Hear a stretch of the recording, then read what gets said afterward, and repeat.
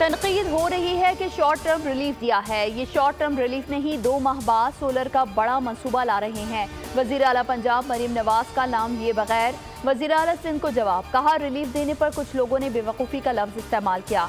Corruption, protocol, जहाज़ों, गाड़ियों पर पैसा खर्च करना बेवकूफ़ी नहीं। बिजली के बिलों से निजात मिलेगी, हमारा काम खुद बोलता है।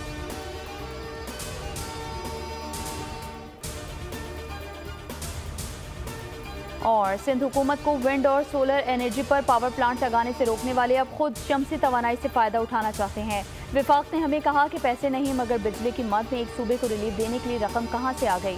वज़ीर आला सिंध सैयद मुराद अली शाह ने भी सवालात उठा दिए। कहा, विफाक के पास सिंध के लोगों के तहफ़्फ़ुज़ के लिए MNV ड्रेन बनाने के लिए रकम नहीं।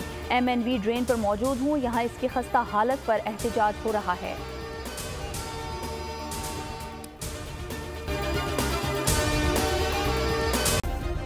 सब्सक्राइब करें और बेल दबाएं ताकि कोई खबर रह न जाए।